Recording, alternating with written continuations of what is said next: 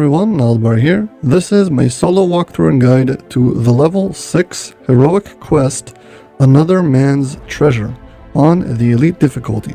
Enjoy. Hello everyone, Warjack here. This quest is located in the 12.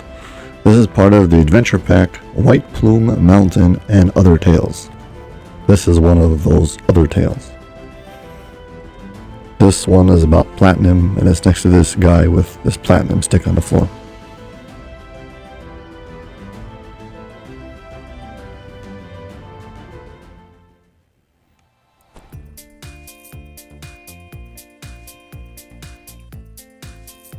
The scavenger foreman says he's lost control of the Stormreach dump. Shinies are now so abundant that the workers have rebelled. There are 4 clues in this quest. The first one is easy to miss, and it is right next to the entrance of the quest to the left. Before we go any further, we're going to do this optional. A torrent of water rushes down this passage at a furious rate. If you go this You can get way, down this you'll need to by just find another scooting your way down slowly. Ooh, that was close. Or you can use Featherfall and like float over it. Having Featherfall makes this much easier. You can jump over, not just past them.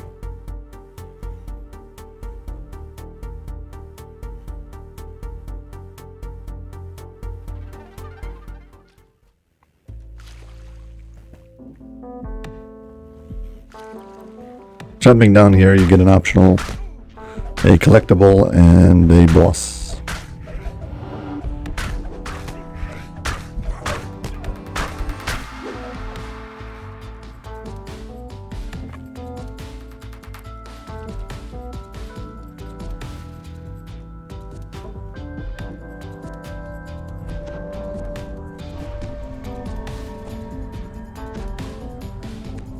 Realize I didn't buff yet.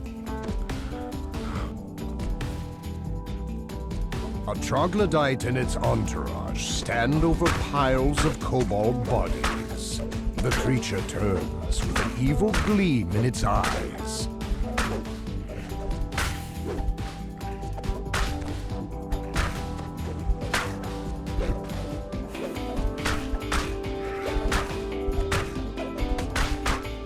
Whatever evil these troglodytes were up to has been stopped. The moth patch over here on the side gives you underwater breathing. I already have underwater action, so you see no effect.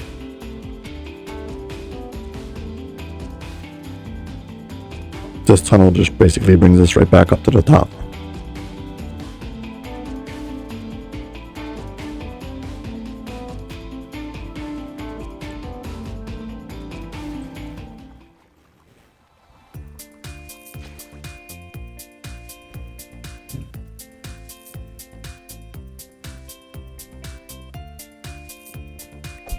We started this quest at the top of this area with all these walkways, but rather than walking down the walkways, we went down that water tunnel. So if you didn't want to go down that water slide, you can just walk down to here, jump down to here, whatever.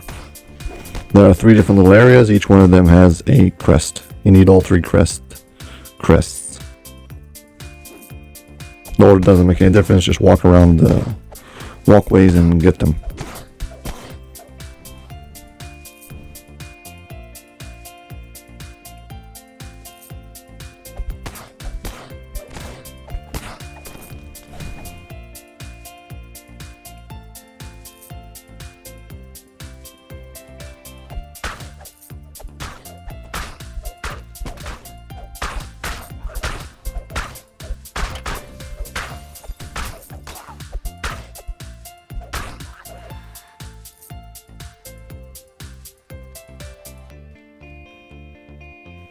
Yeah, so this is the start of the quest, and you would have came down here and walked down these walkways or jumped down and picked up the 3 crests if you didn't want to go through that water slide with the spikes. Okay, now each one of the crests is needed for one of the 3 colored gates. You got green, red, and blue, and they're all protected. So let's clean out the ways.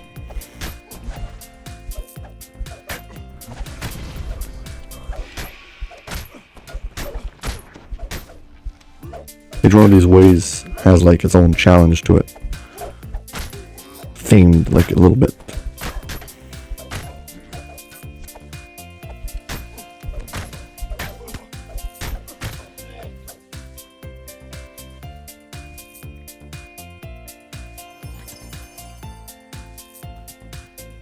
Here we've got this platinum kobold. He is a clue. There are 4 clues in this quest. You don't have to find them, but they give you some, optional XP. They're located one right at the beginning of the quest to the left.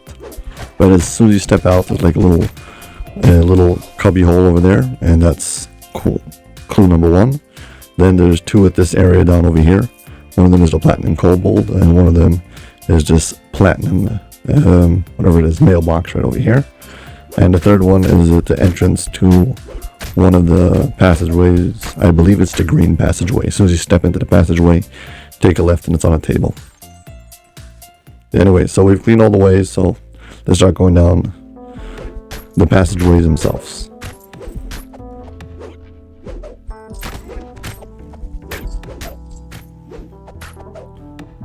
I said before, it's red, green, and blue. It's red, green, and yellow, sorry.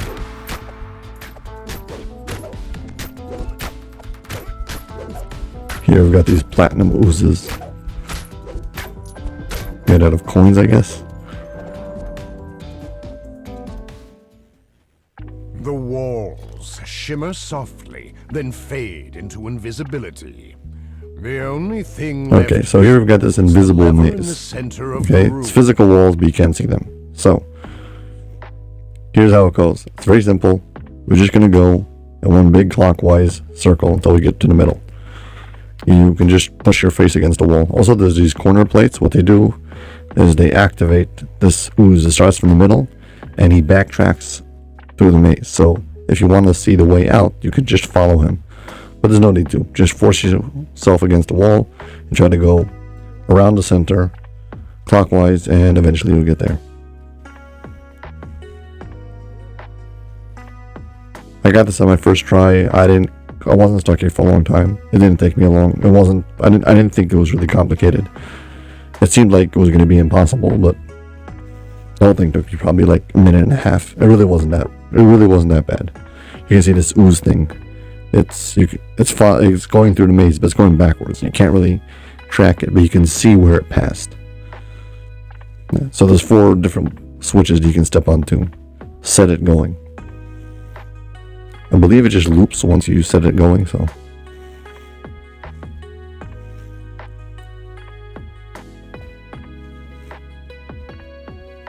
Yeah, basically you cover almost the entire area of this maze.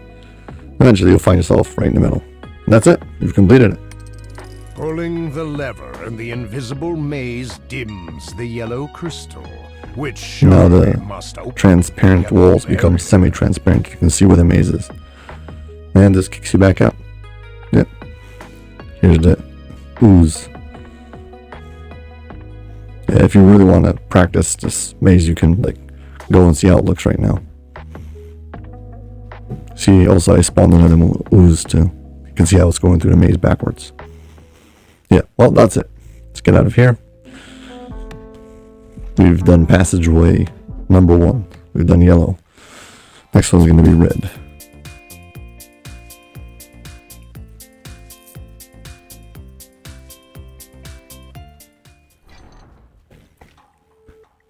Here we've got this underwater swim.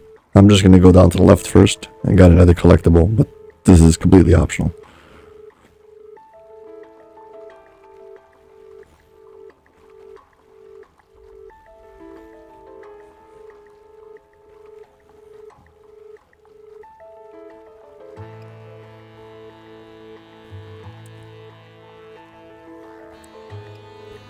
This upcoming swim is trapped, but you cannot disable any of the traps, so it's all about timing, and to tell the truth, it's really not that hard. I have one tip that I recommend you follow. First of all, there's this moss again, that if you don't have underwater action, you can use for get underwater breathing. But my tip is to zoom all the way in like this with the camera, and you'll have a very good awareness of your surrounding, and you'll be it should be pretty easy to avoid bumping into things. Also, if you're prone to running into things, you might want to bring potions so you can chug them underwater, just in case you take some damage and don't want to die. Yeah, so you can see, going straight through the center, it's not a problem. You can refill on your moss if you need some breathing. Here we've got these electric traps. You can squeeze underneath them. Well, that one went a little low, but yeah.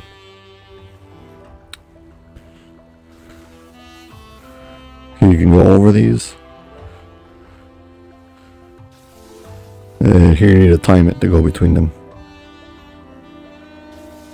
Ooh. I mean, if you know this is coming up, you might want to cast electric resistance or absorption on yourself before you step into the water. This upcoming part is, well, you get sucked with the current. So time it once, and you try to go when the lightning's out, so that by the time you get to the lightning, it's already off. Yeah, and a few more segments like this, you need to time it, and you're good to go.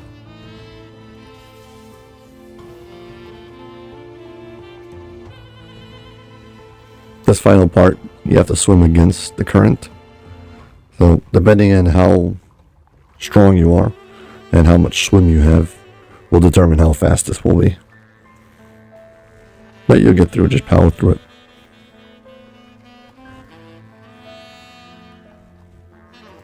And there we go, switch number 2. And we get a DDO back out. A red crystal on the wall. The red barrier has been opened. Yep. Okay, red's done. Off to green.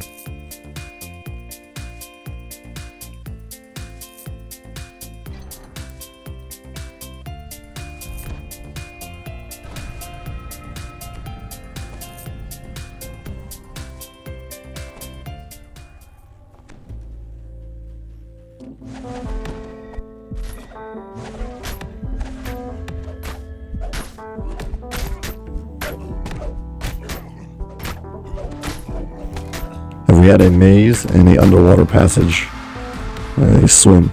This one's the hack and slash passageway. You fight your way to the end. Also, it ends in the same kind of, well, it's themed the same way. A warforge stands on an...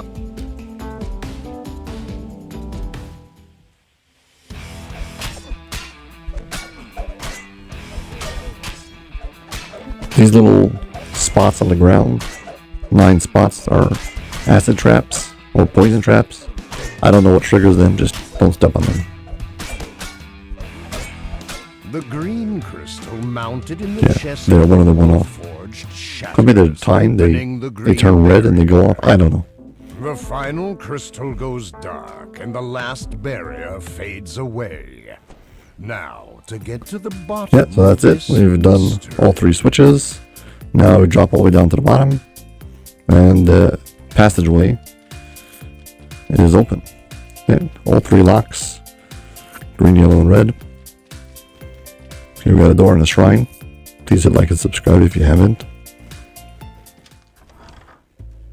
Beyond the large doors is a disorganized but functional wizard's workshop. Objects and creatures are once you get to this point, you should have all the clues to the all the optional clues. These scrolls over here are not clues. Speaking of which, I think I forgot that clue. Yeah, I'll go get it. Sorry.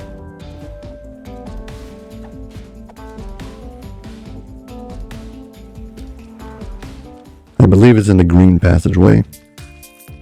You need to take a left right as soon as you step in. I was probably distracted by those 2 champions. Forgot to pick it up. These clues all point to a wizard transmuting things into platinum.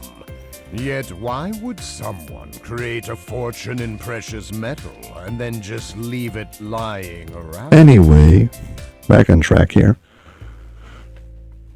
You can go left or right. It's symmetrical. The order that makes no difference. So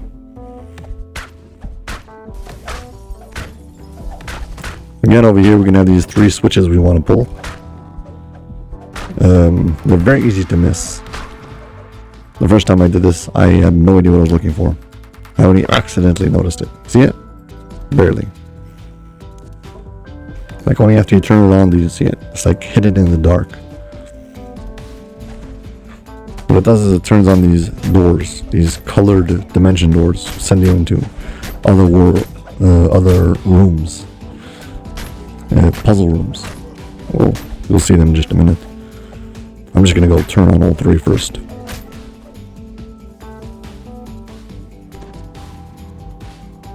The center room over here has got its switch on the back side of the pillar. I'd like to point out that the quests in this quest chain, White Plume Mountain and other tales, are all like kind of not connected. The only thing that connects them is just their quests, but they didn't like have any place to go, so they like were all shoved together into one adventure pack. But I like them because they're like kind of standalone also, and each one of them is its own theme and its own thing. So they're unique.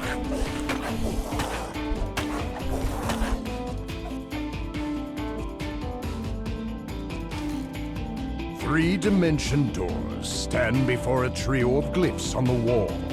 The glyphs represent locks that must be opened to reveal the way forward.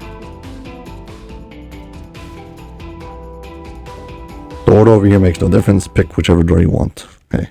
Here we've got a puzzle room. We got 3 riddles. You can fail as much as you want. You eventually have to get it right. They want to know what Sharn is. Sharn is a bunch of floating towers. Yeah, but I'm going to say the wrong answer so I can get the kills first.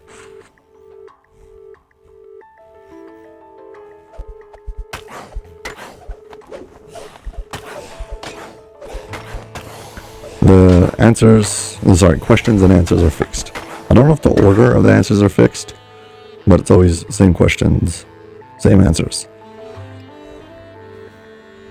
Okay, here the answer is Kol Quran, but yeah. Again, I'm going to say the wrong answer because I want to get the kills. The question over there was about something that should sound familiar to you, and since Kol Quran is the only one who's probably familiar to you, that should be the hint that it's the right answer. So, finally over here, how many floors does the 12 have? If you think 12, it's wrong. It's 13. But I'm going to say 12 anyways. Again, I want the kills. This is a trick question. Not that it makes any sense to me why the 12 has 13 floors and it's still called a 12, but yeah. I guess it's unlucky to call it 13. I don't know. Whatever. Answering the final riddle correctly has opened the purple lock. Okay, so that was that. 3 riddles. Let's go to the next one.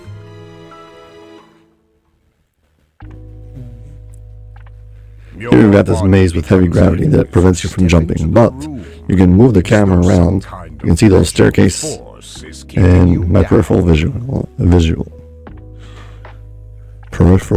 sorry. And then I can just use the camera again to see over the wall. And I need to get to that staircase. Once I'm on that staircase, I can jump up. Can't even walk up these stairs. From here you can get to wherever you want.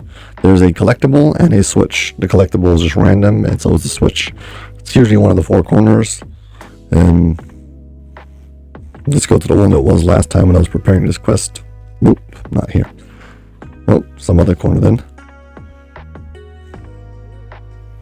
It's not the one over here.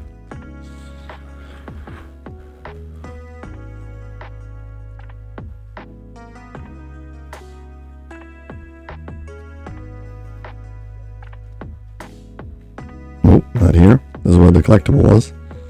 So, well, where is it? Trying to use select next, but I'm not getting anything. Well, again, check all the corners. No. It's got to be the last corner over there.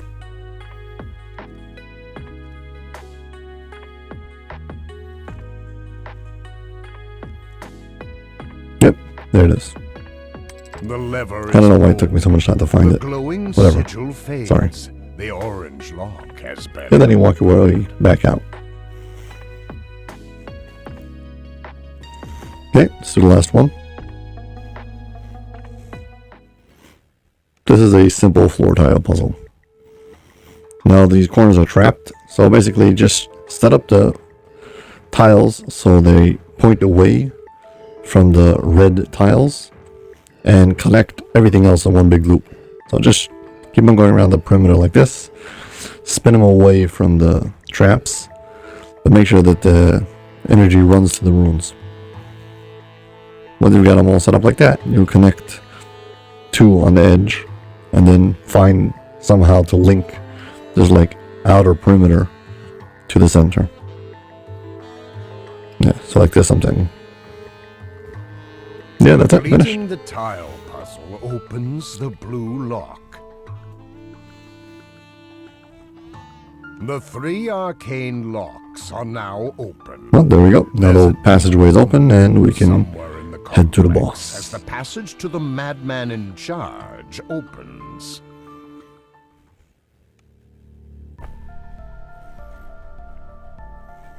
The boss fight doesn't start before you talk to him, so got myself a minute to get the breakables and the collectible. Yeah, you can look around here if you want. Once you talk to him, the fight's gonna start, so if you want a buff, this is your opportunity.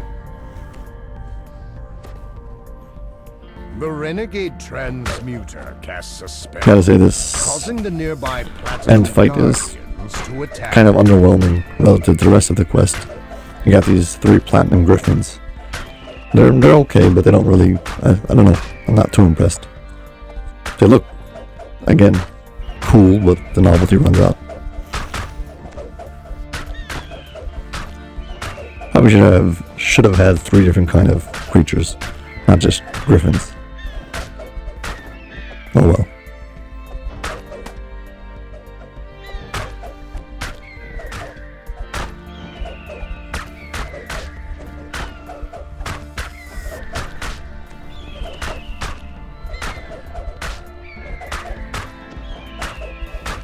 The guardian falls to the floor with a heavy Now, to finish this quest, you have to talk to him again. You don't actually face up against him.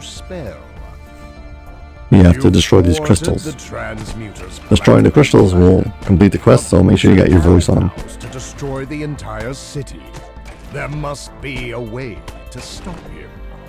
Stormreach is safe again, and the mad transmuter got a taste of his own medicine. That's it. Got a taste of his own medicine. I've neither gotten Conquest or Ransack for breaking things, so perhaps kills does not make a difference in this quest.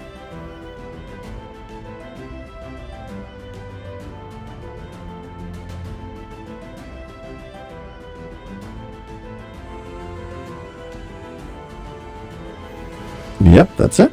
Well, as always, if you've enjoyed this video, please hit like and subscribe. Thank you very much for watching, and I hope to see you all in my next video. Bye.